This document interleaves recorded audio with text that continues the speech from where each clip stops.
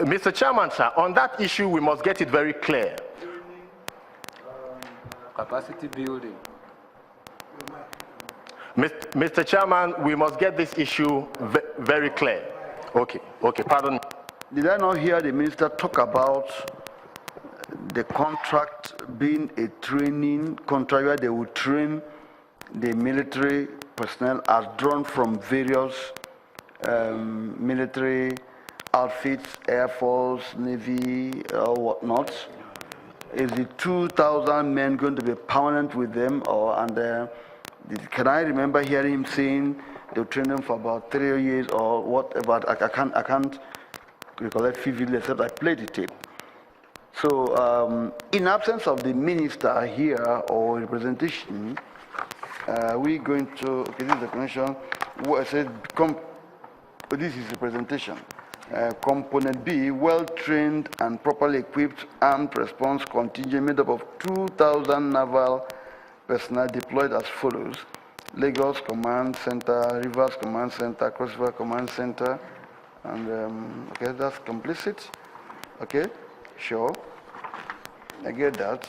And a land force made up of 1,000 soldiers, 1,000 soldiers, 1,000 police, and 200 men of the Department of State Security Services, and so on. Yeah, so I remember very, very well. He quoted that it compares that all the forces and para forces will be in that training.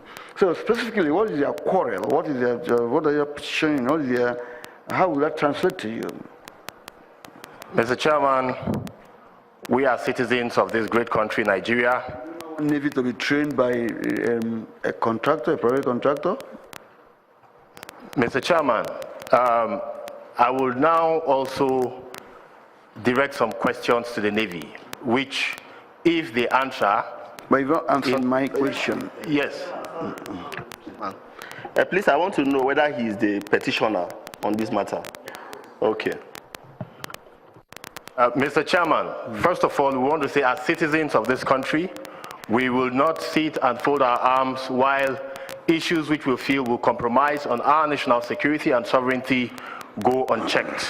Okay. We have looked at that. And then, Mr. Chairman, when you talk about the issue of training for the Nigerian Navy, because I've asked some questions which I believe the Navy should respond to for us to move on this matter, since the Honorable Minister has made his submissions a prior before this time. Is the Navy aware, or was the Navy properly carried along? Are you aware that your men are to be trained by a firm through a contract from the Ministry of Transport? And if it is so, why is it? You will address us. If you have a question, if we give you permission, then you ask them questions. They address us. Talk to us. Talk to us. You go ahead. Okay. And if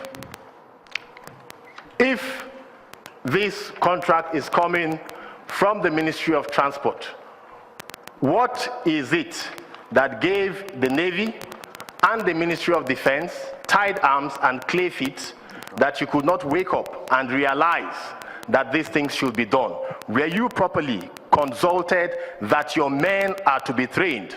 Or you just sit down and anybody can wake up one day and say, oh, the Navy needs training, let's go and train the Navy. The Navy now becomes a dummy to anybody that can bring up any suggestion. We have a state of anarchy and anomy. Is that what we have? Please, the Nigerian Navy should please answer that question so we could be clear. I want to be very, very clear about this matter, because I was here last time when we had the sitting, and the Honorable Minister made a statement which borders on Coast Guard. So what the young man is saying is whether there was a contract for people to train the Nigerian Navy. That is where I'm getting it confused. So I want to really know whether it's the Coast Guard that the Honorable Minister is requesting for them to go and mount over 5,000 creeks that we have in Nigeria. That is what I want to be clear about, so that I know where I'm going and where I'm starting. Very much. Like we said, the Honorable Minister is not here, and he failed to oblige, or not failed, he's yet to oblige us with the contractual documents, so we can understand the contract proper. He made a presentation and alluded to the incompetency of the Navy and the other forces and all whatnot that necessitated them to go into this contract by bringing in the experts and the equipment as claimed by him. And we are saying, fine, let's have copies or papers relating to this so that we can look at it and also interview Navy and see why and how and where the navies are lacking that they cannot perform. He also said that, if I remember well, that Navy were concerned with the territorial waters and all whatnot, and that the coastal issues were matters of NIMASA, and shifted the blame so much on the Parliament that we enacted the laws on NIMASA and all whatnot, where we put that on them. And that's why I first asked Navy, what is their constitutional role? And then we'll go in and look at, is there any conflict between their constitutional rule and NIMASA law? And then also know which one takes precedence, if there is any, and to what extent, if it's inconsistent, and to the extent of inconsistency, what do we look at? And then we'll also look at the broad issue on national security, sovereignty, and the effect and the impact on it. And that's what we're making it public. But unfortunately, for reasons adduced of the messenger, the minister is not available. He only sent him to inform us that he's having a fake meeting and could come at the end of the fake meeting. So if he's fortunate to meet us, fine. At this point, we will renew our call, our request, copies of the contract, including the process and procedures that led to choosing a contractor and the contract. That's all we need to. So we can now look at it, and that will be able to look at your questions of the petitioners, and then now, so subjecting Navy to some of these questions may be premature now in the absence of the minister. Mr. Chairman and the House, I want to suggest, since we don't have the main man here, the Honorable Minister, and the master is not here as well, we have the petitioners and Navy here.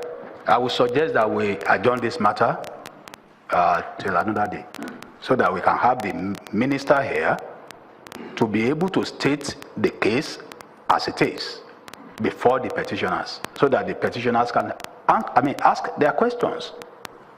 So that's my suggestion.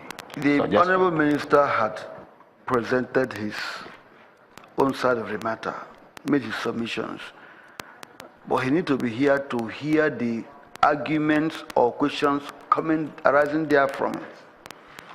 But my worry is that he is yet to give us the document we asked for. If the document is restricted, it can be restricted from the Parliament. If you look at section 89 of the Constitution, it's very, very clear. The documents we can ask of, we're asking of him to make available. If he is transparent of the contract, please give us the contractual papers and the process and procedure that led to choosing a particular contractor. Was he bidded for? Who are those who bidded? Did he profile them? And he told us that he does not know the contractor. That's why he said that he did not know the contractor. And I asked, did you not do due diligence on such a matter? So I agree with you. We'll take a short date. We're sorry. It doesn't give me joy to pull out service chiefs when they'll be busy trying to work and so on. I don't mind about the petitioners. They say they are unemployed, so they have nothing to do more than coming to do this here. So, but no, you said they are unemployed, whatever. Am I right? But God will give you employment by His grace. And but bringing out these people who are very busy, and also the transport minister. What's their rank? Director. You see, when a director will come just to give us message, inform us that the minister is attending fake, meaning the director is not even aware of the a director. So it's worrisome.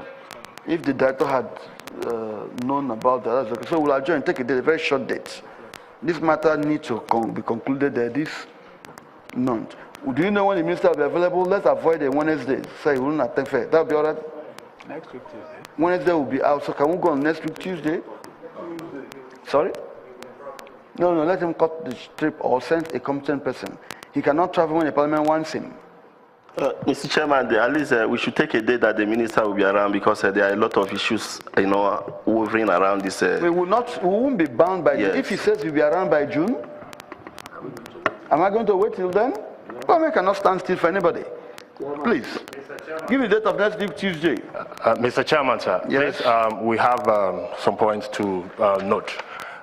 You rightly stated that we all have very busy schedules, and I want to let you know that aside our organization, the Empowerment for Unemployed Youth Initiative, we have 9 other reputable civil society groups duly registered. And they also came, most of them are from outside Abuja. Mr. Chairman, pardon me. When I got you, don't talk. Off the microphone. When I made that on a lighter note. We agree. And I'm not impairing the integrity of anybody. For you to have courage to put this down means you're a serious stakeholder and citizen. Therefore, you don't go to say that, well, you're busy, yes. You have a busy schedule, and I've looked at the petition. I've seen all the civil society that signed it. To me, it's a serious issue. Otherwise, we wouldn't be wasting or wouldn't be putting parliamentary time and money to hear it. Thank you. So, Clark, give me a date. Mr. Chairman, pardon me one more time. To make a submission. I want to appreciate that this committee sees this petition as very important, and it is a petition that borders on our national security. I want to also point out that the minister has been here on 2 occasions.